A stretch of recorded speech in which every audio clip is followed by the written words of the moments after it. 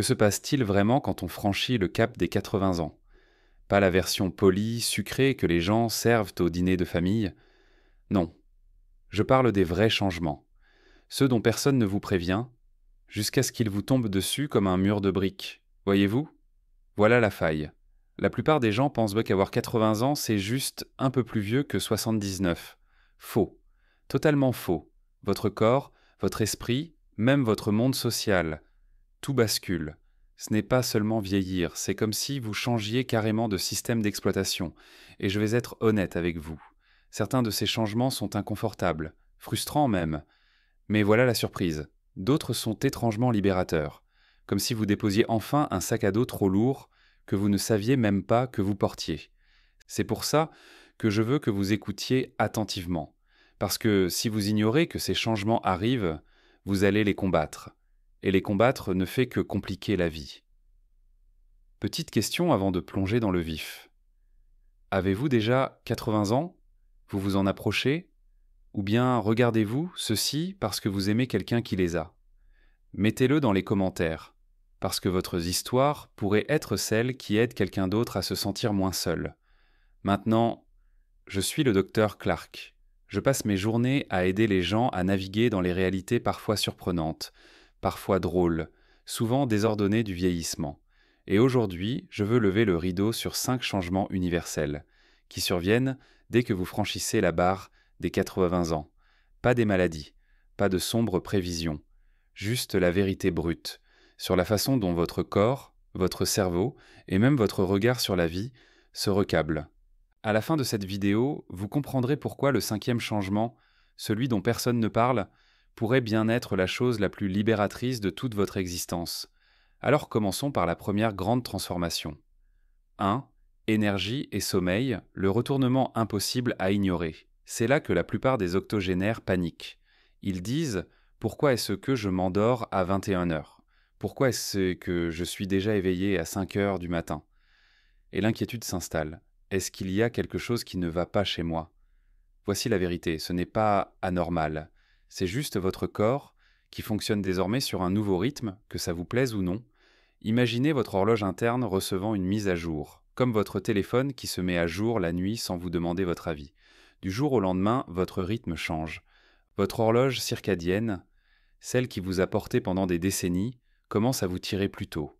Vous sentez votre énergie monter le matin, décliner l'après-midi et s'effondrer le soir. Ce fameux creux après le déjeuner, vers 14 heures, ce n'est pas juste un appel à la sieste, on dirait que la gravité elle-même devient plus lourde. Et voilà le piège, vous ne pouvez pas lutter contre ça, pas sans en payer le prix. Laissez-moi vous parler d'Harold, un homme de 81 ans que j'ai rencontré. Pendant des mois, il a mené bataille contre son propre corps.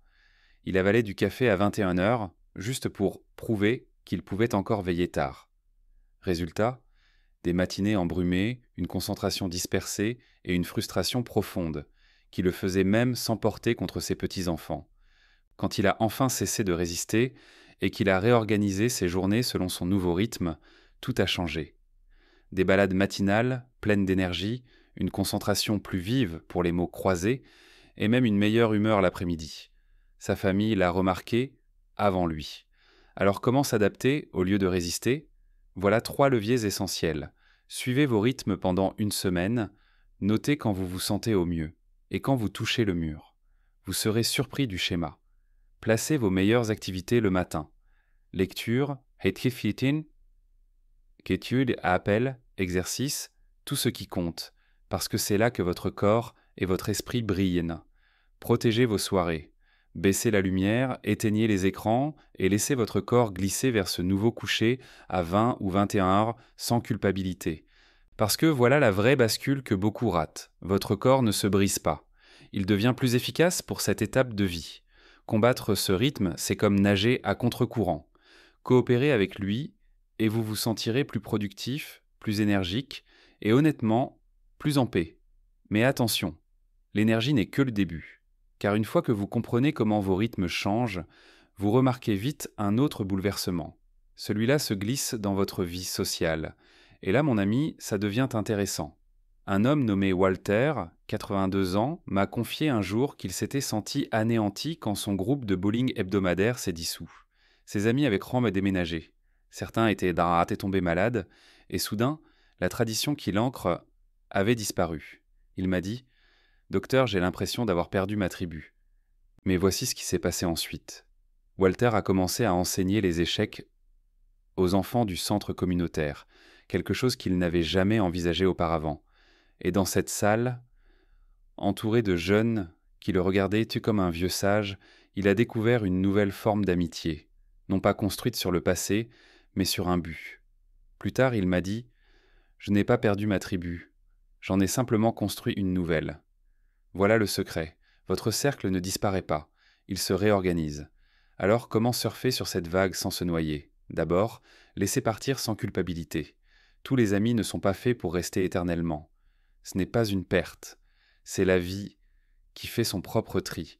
Ensuite, cherchez de nouveaux espaces, des lieux où les gens partagent votre étape de vie ou vos passions du moment, pas seulement vos souvenirs du passé. Enfin, privilégiez la profondeur, pas le nombre. Une conversation sincère de 2 heures vaut mieux que 10 échanges superficiels. Parce qu'ici se cache une vérité que la plupart des octogénaires finissent par comprendre. Vous ne devenez pas isolé, vous devenez optimisé. Votre cercle social est plus mince, oui, mais aussi plus riche, plus chaleureux, et tellement plus authentique. Et quand vous le voyez, un autre changement commence à se glisser. Plus grand encore, un changement qui ne touche pas seulement qui vous fréquente, mais qui transforme la façon dont vous percevez le temps lui-même. Maintenant, ce troisième bouleversement est celui que la plupart des gens ne voient pas venir. Il s'installe doucement, mais une fois qu'il est là, vous ne regardez plus vos journées de la même manière. 3. Votre relation au temps se renverse complètement. À 80 ans, quelque chose de radical se produit. Votre perception du temps se recable. Et je ne parle pas des minutes ou des heures sur une horloge, non. Je parle de la façon dont vous ressentez le temps qui passe. Soudain, ce qui paraissait urgent autrefois ne compte plus. Ces obligations qui remplissaient vos agendas, elles paraissent creuses. À la place, vous devenez concentré comme un laser sur ce qui vous allume vraiment. Mais attention, si vous n'êtes pas préparé, vos proches pourraient croire que vous abandonnez, alors qu'en réalité, c'est simplement que vous choisissez enfin la joie au lieu du devoir. Laissez-moi vous parler de Clara. Elle a 83 ans. Pendant des décennies, elle a été l'épine dorsale des comités de son église. Collecte de fonds, vente de gâteaux, réunions sans fin. Les gens comptaient sur elle. Mais elle m'a avoué un jour qu'elle rentrait souvent épuisée, vidée, pas comblée. Puis, un printemps, elle a décidé de prendre du recul. Pas parce qu'elle était fatiguée, mais parce qu'elle voulait vivre autrement. Au lieu de s'asseoir dans des salles de réunion, elle a passé ses dimanches matins dans son jardin de roses, son endroit préféré qu'elle n'avait jamais eu le temps de savourer. Elle a même rejoint un projet de jardinage communautaire, où elle échangeait des astuces de taille avec des jeunes de 20 ans et riait de leurs chaussures pleines de boue. Au début, sa famille s'est inquiétée. « Maman, est-ce que tu t'isoles ?» demandait-il. Mais Clara m'a confié, pour la première fois depuis des années, « Je me sens vivante. » Voilà la magie de ce changement. Vous arrêtez de courir selon le calendrier des autres et vous commencez à vivre selon le vôtre. Alors comment embrasser cette nouvelle relation au temps plutôt que de la combattre ? Faites un bilan hebdomadaire, notez tout ce qui vous prend de l'énergie et entourez ce qui vous en donne vraiment. Le reste, remettez-le en question. Apprenez à dire non sans culpabilité. C'est la décennie où vous arrêtez de vous excuser de penser à vous. Protégez votre joie. Qu'il s'agisse de peindre, de jardiner, de lire, ou simplement de vous asseoir sur le porche avec une tasse de thé. Ce sont vos non négociables. Les psychologues appellent ça la sagesse cristallisée. Moi, j'appelle ça enfin voir à travers le bruit. Vous apprenez à distinguer ce qui semble important de ce qui l'est vraiment. Et laissez-moi vous dire, ce basculement-là est libérateur. Mais ce n'est pas tout, parce qu'une fois que vous commencez à vivre ainsi, un autre changement s'installe. Celui-là se manifeste dans votre mémoire et dans la façon dont votre esprit fonctionne. Et si vous ne le comprenez pas, vous pourriez croire qu'il y a un problème. Alors qu'en réalité, c'est une mise à niveau naturel de votre cerveau. 4. Votre mémoire et vos processus mentaux ne déclinent pas seulement. Ils se réorganisent. Dès qu'on entend « mémoire à 80 ans », la panique s'installe. Les gens se disent « je vais tout oublier, je perds la tête ». Mais attendez, ce n'est pas toute l'histoire. Oui, votre cerveau change. Mais ce n'est pas seulement oublier des prénoms ou égarer vos clés. Voyez-le moins comme une perte et davantage comme un grand rangement intérieur, un trifaçon Marie Kondo dans votre esprit. Les choses inutiles, votre cerveau les met de côté. Ce qui reste, le sens, le pertinent, ce qui guide réellement votre vie aujourd'hui. Ce n'est pas une panne, c'est une réorganisation. Laissez-moi vous donner un exemple. J'ai rencontré Florence, 84 ans, frustrée de ne plus retenir le nom des acteurs à la télévision. Elle me dit « Docteur, mon cerveau me lâche. » Mais quand je l'ai interrogée sur son enfance, son mari disparu, ou les leçons qu'elle avait apprises en élevant ses 3 enfants, elle pouvait raconter chaque détail, avec une précision incroyable. Le regard qu'elle a eu, quand elle a compris qu'elle n'avait pas perdu la mémoire, mais simplement qu'elle l'avait reclassée, valait de l'or. Voilà l'astuce que la plupart des gens ratent. À 80 ans, votre cerveau devient plus sélectif. Vous ne traitez peut-être plus l'information aussi vite, mais ce que vous retenez porte un poids bien plus profond. Alors, comment travailler avec ces changements au lieu d'en avoir peur? Ne paniquez pas pour les petits oublis. Égarer la télécommande? Normal. Oubliez qui vous êtes ou où vous êtes? Ça, c'est différent. Et c'est là qu'il faut consulter un médecin. Nourrissez votre cerveau avec de bonnes choses, des conversations, des jeux de réflexion, des passe-temps qui vous challengent juste assez. Ils gardent vos rouages mentaux bien huilés. Appuyez-vous sur votre sagesse. Les intuitions, les histoires, les leçons que vous portez ne sont pas une pensée ralentie. Ce sont des connaissances cristallisées que les plus jeunes ne peuvent pas acheter. Parce que voilà la vérité, votre cerveau ne s'éteint pas. Il met à jour son système de classement. Moins d'encombrement, plus de sens. Et quand vous voyez la mémoire sous cet angle, la peur s'évapore. Mais attendez, parce que le 5e changement, le dernier, pourrait bien vous bouleverser. Ce n'est pas seulement le plus surprenant, c'est le plus libérateur. Et si vous l'adoptez, vous ne regarderez plus jamais le vieillissement de la même manière. Alors voilà le vrai retournement de la mémoire à 80 ans. Oui, il vous arrivera d'entrer dans une pièce et d'oublier pourquoi vous y êtes allé, ou d'entendre un prénom, et 5 minutes plus tard, pouf, envolé. Ça c'est normal, mais ce n'est pas toute l'histoire. Parce que si votre mémoire à court terme trébuche parfois, votre mémoire à long terme et votre reconnaissance des schémas, elles, au contraire, se renforcent. Imaginez votre cerveau comme une bibliothèque. L'étagère des nouveautés à l'entrée devient un peu brouillonne. Vous perdez des livres, oubliez des titres, mais les rayons profonds, les étagères de la sagesse, elles n'ont jamais été aussi riches. Et ce n'est pas tout. Votre bibliothécaire intérieur devient meilleur pour relier un livre à un autre, pour tirer du sens de décennies d'expériences vécues. C'est pour ça que tant de personnes de 80 ans commencent à prendre des décisions plus sages, plus calmes. Elles ne sont peut-être plus les plus rapides, mais elles sont les meilleures pour relier les points. Le compromis n'est pas une perte. C'est un raffinement.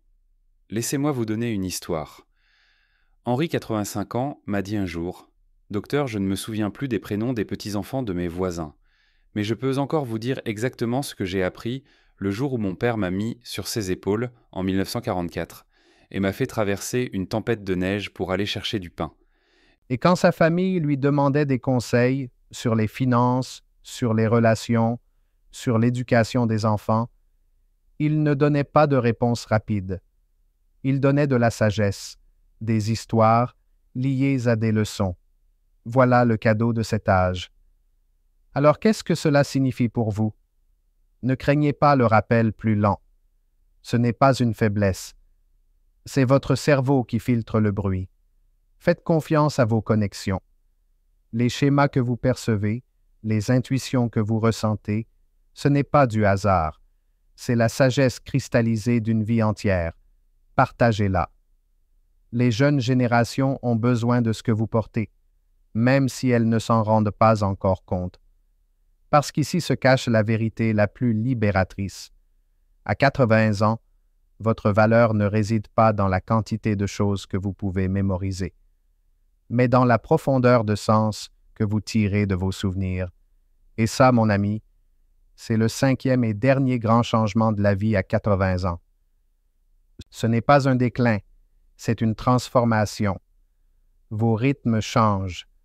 Votre cercle social évolue. Vos priorités se précisent. Votre mémoire se réorganise. Et si vous l'acceptez, la vie à 80 peut paraître plus vraie, plus authentique que jamais auparavant. Alors laissez-moi vous poser une question. Lequel de ces 5 changements avez-vous le plus remarqué chez vous ou chez quelqu'un que vous aimez? Mettez-le dans les commentaires. Parce que votre histoire pourrait être celle qui en encourage une autre. Et si vous avez trouvé ça utile, abonnez-vous et restez avec nous. Parce que vieillir n'est pas quelque chose à craindre, c'est quelque chose à maîtriser.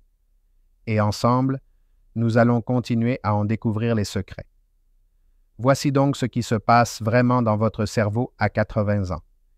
Il n'est plus fait pour la vitesse, il est fait pour la sagesse. Imaginez-le ainsi.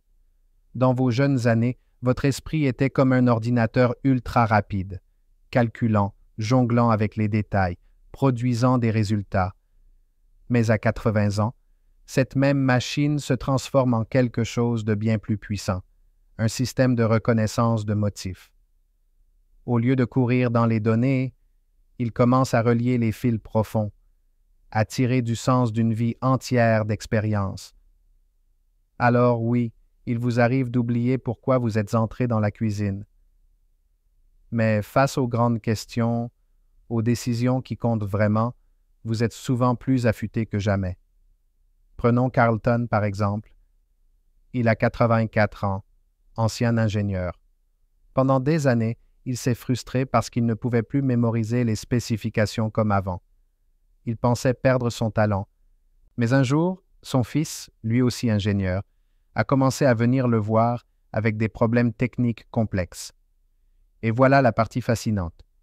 Carlton, sans consulter de manuel, sans calculer de détails à l'infini, voyait presque instantanément la solution. Des solutions que ses collègues plus jeunes, plus rapides, plus brillants, avaient complètement manquées. Pourquoi? Parce que son cerveau ne se basait plus sur la mémoire brute. Il puisait dans des décennies d'expériences vécues. Il filtrait le bruit pour se concentrer sur ce qui comptait vraiment. Ça, c'est la sagesse. Ça, c'est le cadeau de l'âge. Alors, ne te sous-estime pas si tu oublies parfois où tu as mis les clés de la voiture. Le vrai super-pouvoir, à 80 ans, c'est de savoir quelles clés ouvrent les portes qui comptent vraiment. Carlton a fini par réaliser quelque chose de bouleversant. Son cerveau n'était pas cassé. Il ne l'abandonnait pas. Il s'était simplement reconfiguré. Tu vois, son esprit n'était plus conçu pour entasser sans fin de nouvelles données comme un étudiant qui révise frénétiquement avant un examen. Non, il était devenu un maître dans l'art de repérer les schémas, comme un détective qui entre dans une pièce et sent immédiatement ce que tout le monde a manqué. Toutes ces décennies de travail, de famille, d'erreurs, de réussites, de leçons, elles avaient creusé des sillons profonds dans son cerveau, comme des sentiers secrets dans la forêt de son esprit, des sentiers qui lui permettaient d'accéder à la sagesse plus vite que n'importe quel manuel ou recherche Google. Alors Carlton a fait quelque chose d'intelligent. Au lieu de se battre contre son nouveau cerveau, il a appris à travailler avec lui. Il emportait un petit carnet pour noter les détails quotidiens, rendez-vous, numéro de téléphone, petites choses qu'il ne voulait pas égarer. Cela libérait son énergie mentale, pour la réflexion profonde, là où son cerveau était devenu meilleur que jamais. Et il ne s'est pas arrêté là. Carlton a rejoint un conseil consultatif communautaire. Soudain, toute cette capacité à reconnaître des schémas, toute cette sagesse, devenait inestimable. Il voyait les conséquences à long terme. Il repérait les problèmes potentiels. Il guidait les autres avec des intuitions qu'on n'acquiert qu'après toute une vie à relier les points. Les gens se sont mis à compter sur lui, non pour sa rapidité, mais pour sa vision. Et voici la partie excitante pour toi. Tu peux entraîner ton cerveau, même à 80 ans, ou à 70, 60, voire 50. Tu peux l'orienter vers ses nouvelles forces. Et la meilleure façon de commencer, ce sont 4 stratégies toutes simples. Numéro 1, externalise les informations de routine.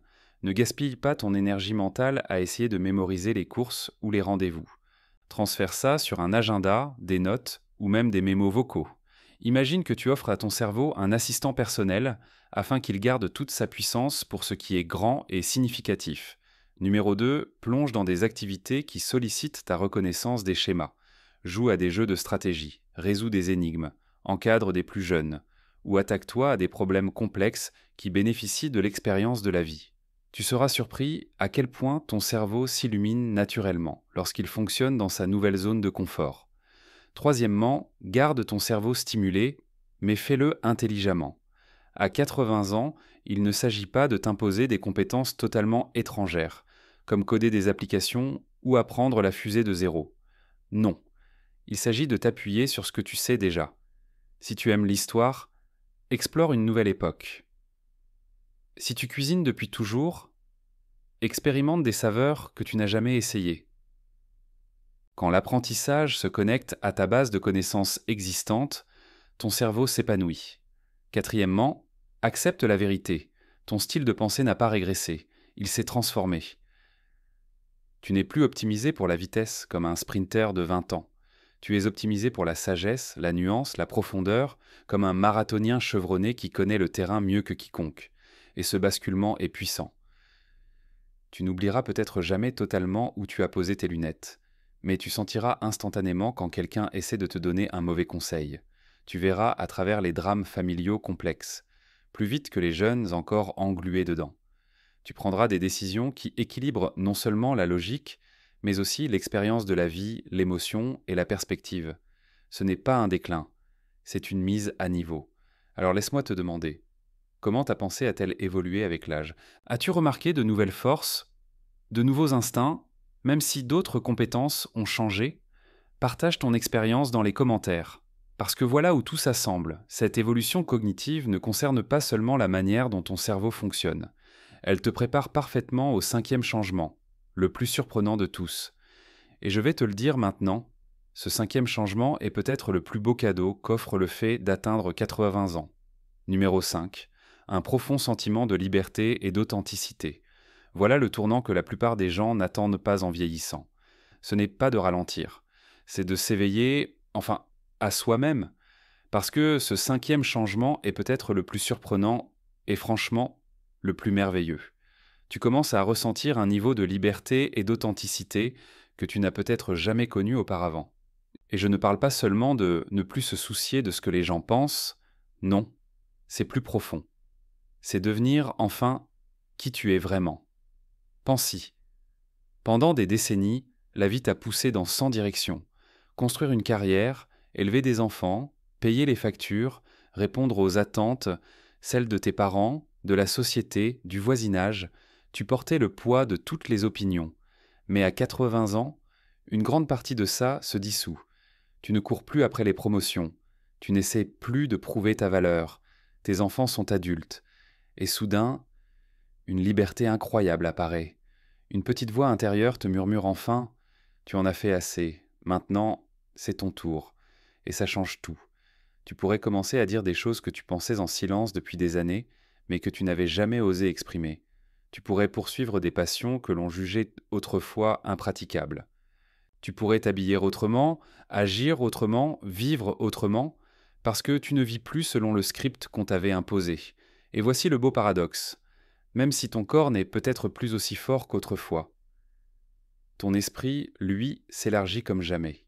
Tu peux arrêter de jouer le rôle que les autres attendaient et commencer à vivre en tant que la personne que tu es vraiment. Prenons Constance par exemple. Elle avait 82 ans. Pendant la plus grande partie de sa vie, elle avait été l'épouse convenable du pasteur. Des vêtements sages, des mots mesurés, toujours au service, toujours souriante, toujours en train de réprimer ses vrais désirs. Et sa véritable passion, l'art, avait été cachée, comme un secret interdit. Mais un jour, Constance a simplement décidé qu'elle en avait assez. Assez d'être convenable, assez d'être prévisible. Elle a ressorti les pinceaux qu'elle avait cachés dans son placard, et elle a commencé à peindre des œuvres sauvages, audacieuses, abstraites. Elle a troqué ses robes beiges contre des vêtements aussi colorés que sa personnalité. Et elle a commencé à dire ce qu'elle pensait, d'une manière qui a choqué ceux qui croyaient la connaître. Et voici la meilleure partie. Elle n'est pas devenue difficile. Elle est devenue magnétique. Les gens la trouvaient plus captivante, plus vibrante, plus vivante que jamais. Parce qu'enfin,